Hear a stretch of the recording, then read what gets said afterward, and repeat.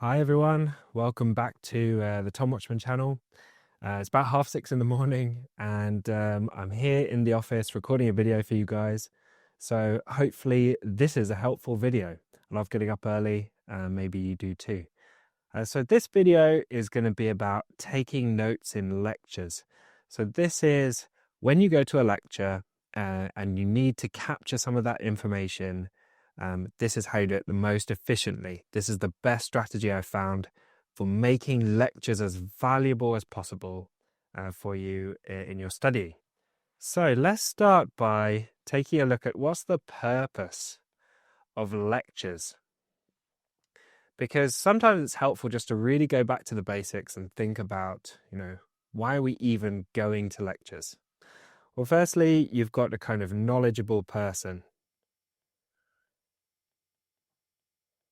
So in medical school, I come from a medical background, so we're talking about medicine, but this could be engineering, coding, accountancy, law, whatever you're studying. So you've got a person who theoretically knows more than you and is helping you learn. So what are they doing? They're providing information. Providing information. So they're giving content that you need to know, and they're helping you understand and learn.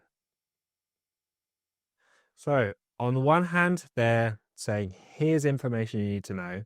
And then on the other hand, if they're a good lecturer, they're actually helping you to understand that content. So they're breaking it down for you so that it makes sense and you can retain it. So you want these two things, gathering information and helping you understand. Now, there's some problems with taking notes in lectures. Okay.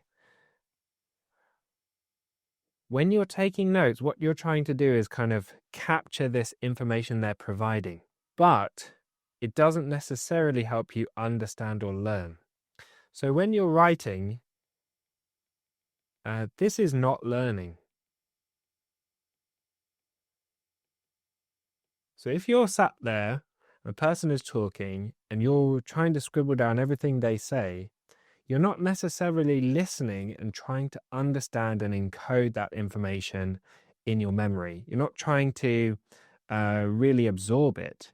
You're just trying to use you as a kind of bypass system, as a middleman between the lecturer and your set of notes. So all you're doing is you're just being a machine for capturing what they're saying onto paper. It's not necessarily going in. The other issue is you're multitasking. On the one hand, you're trying to listen, and then on the other hand, you're trying to write. And multitasking is a myth. I need to make a video all about multitasking. But essentially what you're doing is flicking backwards and forwards between you listening and you writing. You can't really do both at the same time. You might think you can, but really what you're doing is rapidly task switching between the two. So you listen for a bit, write it down for a bit, listen for a bit, write it down for a bit. So you're not listening fully. You're not listening 100%. What you're doing is listening, say, 30%, writing 70%. So it's not great for sort of helping you understand and learn the information. The other thing is you're going to miss details. So if you're listening and the person says something that you think you need to write down, then your attention and your mind switches. You go to your notes, you start writing it down, and they continue talking. So you're missing then what they're saying while you're focused on writing it down. So you're missing half of the lecture, say. And this means that you don't follow explanations. So I've seen this when I've given lectures and talks. You can see that I'll start giving an explanation, explaining a concept, and people will then listen to half of it, start writing it down, and then they miss the second half. And then they might ask a question on the stuff that they clearly missed from writing instead of listening. And I've done this 1,000 times as well in lectures where I've missed details and then the lecture just doesn't make sense after that because I've been trying to write stuff down. So these are the problems with taking notes. And this video is aimed to kind of solve these problems so that you're being much more efficient and getting much more out of lectures. So first thing is, I want to talk about a concept called the external and the internal database. And you may have come across this in my videos already, but the external database is basically your set of notes. So this is, let's say what I suggest is you start with an external database that's ready-made, that's designed to be learned from, not a kind of traditional textbook that is overcomplicated or something that's just got too much information, too complex, not easy to learn from. But for medicine, the Zero to Finals books are kind of like designed to be an external database, so kind of a ready-made set of notes. This is the surgery book. For other topics, you may be able to, there may be something equivalent to Zero to Finals for your topic, accountancy, law, whatever it is. I think with the internet and people sharing these kind of things, you probably will be able to find something. Or often it's people in the year above have made some excellent notes, and you can take those. Or where push comes to shove, you can just generate notes using some AI language model like ChatGPT or Grok. So that's start with an external database. But your external database is outside of your brain. You are not, you don't know that information until you study it. So then you've got your, this is my drawing of a brain. This is your internal database. So this is the information stored inside your brain. And what you want to do to prepare for exams, what's the aim? The aim is to get information into your brain. So the external database only exists, the only purpose of it is to use it as a tool for getting information into your brain. On its own, it has no value. It only has value as a tool for putting stuff in your brain. Storing the information is what helps you in your exams later, in life when you're applying that information in your job, whatever. That's what matters, is what's in your internal database. So just to reiterate that, this is the goal, is to transfer stuff to your internal database. So why am I talking about this when it comes to lectures? Well, here's a lecture slide. This is the lecture. So what people are doing when they're taking notes in lectures is they're transferring information from the lecture to their external database. So they're creating a set of notes from the lecture. So this is what taking notes looks like. However, what we're aiming for is this. We really want the lecture to be a tool for transferring information straight into our memory. So we want to come away from the lecture having learnt the information, not just kind of being focused on taking notes and putting it in our external database. So let's go through my system and my suggestions for how you do this. Okay, step 1. And step 1 starts before the lecture. And this might seem like extra work, but with a little bit of preparation, you can get infinitely more out of that lecture than than just turning up completely cold with no background information. So study the topic. Before you go to the lecture, the day or two before, even the morning of the lecture, go through some content on that same topic. So what I would suggest is you use your external database.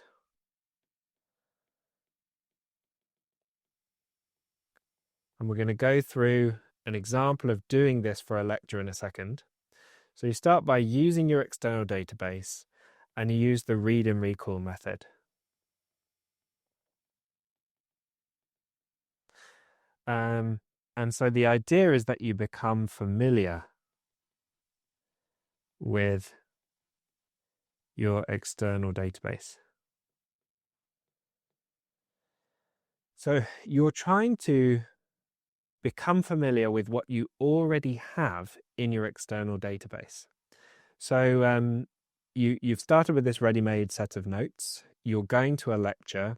In this example I'm going to give, we're assuming you're going to a lecture about vertigo, which is a medical topic, essentially means kind of dizziness, the room spinning, and everything being out of balance with the balance center in the brain.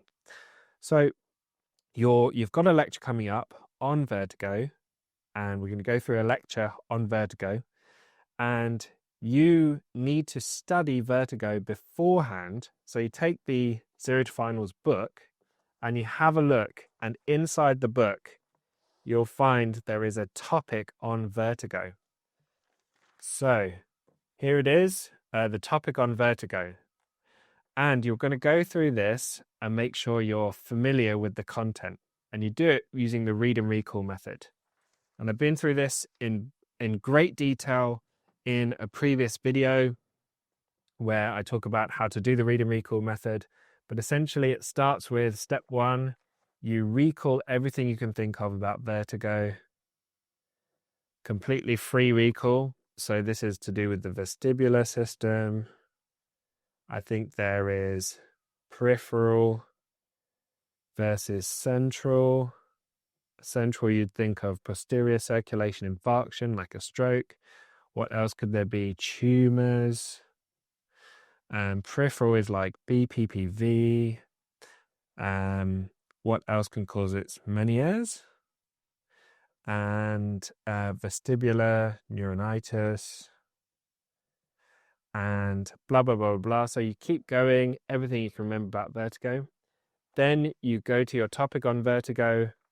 It may be worth having a look at to become familiar, having a look at the heading. So pathophysiology of vertigo, peripheral vertigo, central causes, history, the examination findings, hints examination, management of vertigo. Okay, and then what you do is you go through step by step. So vertigo, and you have a read through. And then when you get to pathophysiology, you stop. Try and remember as much as you can before you start revising it. So pathophysiology of vertigo, imbalance between, what would it be? The vestibular system, proprioception, and vision. And then you kind of go through that, remember everything you can, then read through and check. When you get to a key point, for example, here, it consists of 3 loops called the semicircular canals. You think to yourself, I need to remember semicircular canals. That's an important fact. So let me remember semicircular canals. Semicircular canals. So you make a mental note. I want to remember the semicircular canals are part of the vestibular apparatus in the inner ear. And then later, as you're going through, you come back and test yourself. Oh, what were those things? That was the semicircular canals. So you go all the way through like this, right? Until you finish and you're completely, you've covered everything in the external database. and that's the read and recall method. And then at the very end, once you've covered everything, then you have a go at, again, free recalling everything you can remember about vertigo. So now remembering, oh yeah, semicircular canals. And you don't have to basically rewrite the whole topic, but you're recalling the key facts that were important for this topic. So peripheral and central, the differences, and so on. So you're all done with that. And some other key things that you want to have a think about during this period before the lecture. So you would think about, consider what questions you might have to the exam, to the lecturer. So you've read through that, but you think, I don't really understand this particular aspect. I want the lecturer, I'm hoping that the lecturer will explain that aspect to me and I'll understand it better. So you're kind of primed, ready for the lecture to think, these are the key things. I understand all this stuff, but these are the key things I'm unclear on, and I hope the lecturer answers those questions. It also just kind of primes you to absorb all that information during the lecture. So that's great. That's step one. Before the lecture, you study everything. Then let's move on to step two, which is during the lecture. So the bit you've all been waiting for up until this point, it's taken us, I don't know, maybe 15 minutes to get to actually during the lecture, but this is the important bit. Here you're just absorbing and learning. Make sure you listen. So you're not multitasking. You're just what I call single tasking. Your job during the lecture is to absorb what the lecturer is saying. So you bring your external database to the lecture, and then what you're doing is you're listening and thinking. So when the lecturer is going through the slides, you're thinking to yourself, how does this fit with what I already remember, or what I already know, what I just read when I went through that study session? How does it all link together? And you're kind of listening to the explanations, the concepts, and trying to get your head around the topic. So at this point, you're not just being a vessel for translating what they're saying into writing. You're actually benefiting from this person's expertise and their explanation. Don't worry about trying to capture everything. You will forget a lot of it, but here's the important thing. You only note down what is missing from your external database. So you've just been through that topic and you'll recall everything that's in those notes. And if the lecturer says something that's not in there, then you can go ahead and note that detail down, but don't note down everything. So here we are, we're in a lecture on vertigo, and here's the lecture slides. This is a lecture that I gave as part of a group about vertigo when I was a GP trainee. So you're sat here, you're listening to the lecture, and you've got these lecture slides in front of you. And you've also got your external database in front of you and a notepad next to it. So if anything comes up that's not in your external database, you can just make a brief note there. You don't have to make a huge note, just briefly. And you're not noting down everything the lecturer is saying. So, for example, this first slide, you're listening, the lecturer is talking about the peripheral versus the central causes of vertigo. So in your external database, you've already got peripheral causes, everything listed there, and you've got central causes, everything listed here. So there's no need to take any notes on this. It's a waste of time. But what you can do is listen to what the lecturer is saying, because they may be able to explain it in a new way so you absorb that information better. So you're really, really concentrating on what they're saying. Then we move on to the next slide, which is about the history and looking at the features of the vertigo to distinguish between the two. So you're listening to this and you see onset, duration, hearing loss, balance, tinnitus. So you can see here, all of this information is pretty much here. The only thing that's missing is where it says balance and mobility. So you could just make a quick note, balance plus mobility. Central and peripheral is rare and mostly BPPV, except. So you've noticed there's a slight gap between what you read in your notes and what's on this slide here. Importantly, do not try to listen to the lecture and compare it to your notes. Don't do that. Just do it based on what's in your head. So if anything, this book will be closed during the lecture, because what I don't want you to do is multitask, so you're half listening, half reading to compare. That's not the aim. The aim is to 100% listen and compare it to what you already know in your internal database. You're ignoring your external database at this point. But when you're listening, if something comes to mind and you realize, I don't know this, I read this earlier and there was nothing about that in my notes, that's when you just scribble down a very quick note. And this is not you making new notes. This is a note to yourself so that later on you can go and have a look and compare. So that's very much it. Then you go through, you listen, and you see this slide here. It doesn't make much sense on its own, but when you're listening to the lecturer, then you're absorbing the information and trying to learn.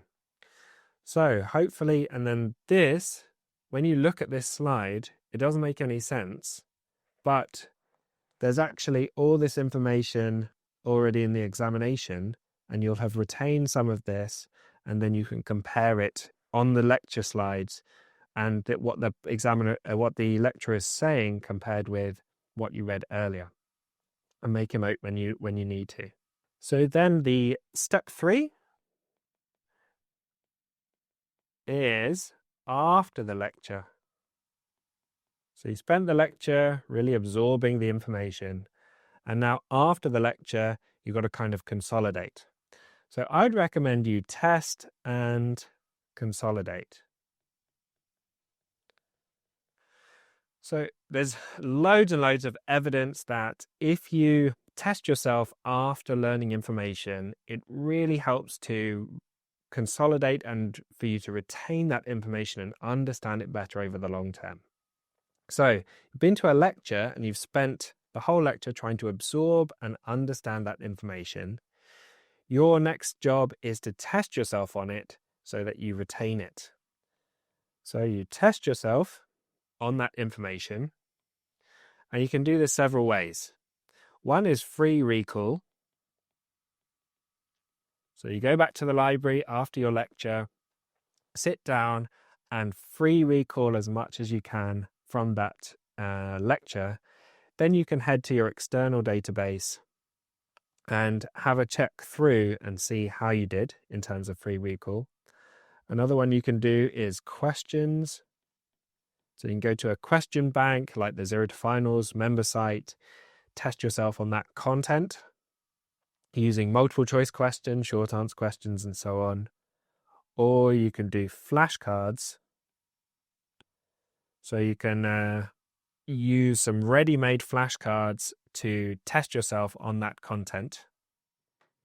So for example, here is a flashcard on vertigo from the Zero to Finals flashcards, which are available as physical flashcards and as digital flashcards on the members site. So you can test yourself using various different resources with the intention of consolidating that information.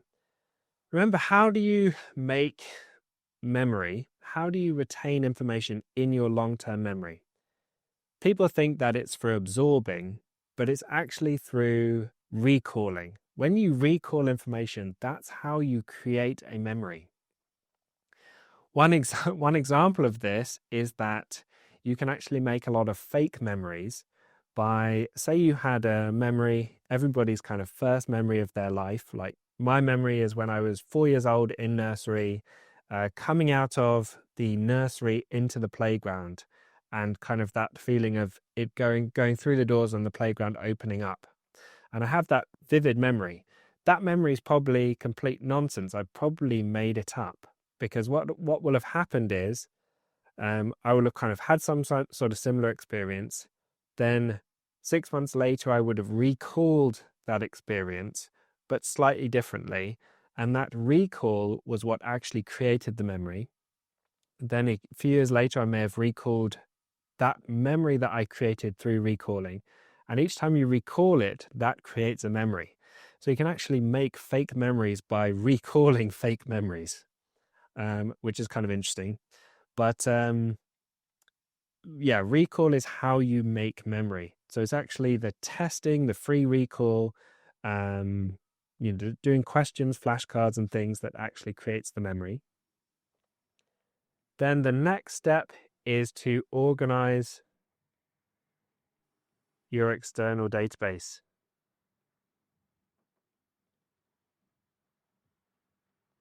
So what you're doing here is you're ensuring you're adding the missing bits. So you're going back to your, so let's kind of give an example here. You're going back to your external database where these details were missing, and you're taking these like, okay, balance and mobility were rare, so we can add that in here, balance and mobility. And this is rare, and this is mostly except BPPV. So you're adding straight into your notes, not creating a whole new set of notes from the lecture, but just adding the missing details, so that when you come to study this again with your spaced repetitions, that detail is there waiting for you to revise again. The other thing you can do, which is worth kind of explaining as a way, if you get your lecture slides from the lecture and you don't already have an external database which covers those lecture slides, let's say the lecture is really important, it's your medical school, it's very specific to your medical school, you know the exam is going to be on that lecture, and you really want those lecture slides to be to form part of your external database. It's very inefficient to then go through the lecture slides and write it all out or type it all out. So what you can actually do is, I'm going to put ChatGPT, but you could use any other sort of AI language model, and they're developing so fast that in 6 months, something else might be way more useful. So in the future, if you're struggling, or if there's a better option, use that better option. The slides. So let me just show you how to do that. So here we are in ChatGPT. We've got that PowerPoint presentation that was part of our lecture slides. So we just drag that straight onto ChatGPT and then say, create a printable PDF of notes for a medical student to revise from using these slides. That's the prompt. Push enter, Wait for it to load. Here we go. Never mind. Okay. So sometimes this works. If you're watching this in the future, you'll probably be able to get it to do this. But essentially, just if you select this and copy and paste this into your into a Word document or a Pages document, then you can convert it to a PDF. So if you copy and paste these notes into a PDF and then print them, you can add them straight in to your external database as a page that you just keep in there. And then you have it, that's your external database. And remember, the external database, the intention of the external database is to transfer it to your internal database using spaced repetitions. So I hope that video was helpful. The key thing is, don't add too much content. Don't focus on really creating notes. The aim of lectures is to learn the information. If you study that information before the lecture, then you're going to learn way better and you won't have to take so many notes. I hope that video was helpful. Leave your comments or questions in the chat below, and I'll see you in the next video, which will be tomorrow. And as a final note, you can actually download the notes from this video that I've been creating in a handwritten style, which is quite nice and easy to follow so that you don't have to keep watching this video over and over again. You can download by using the link in the description of the video, but you will need a Patreon membership in order to gain access to a version of these notes. So these will help you very quickly review what we went through and apply these to your own studying.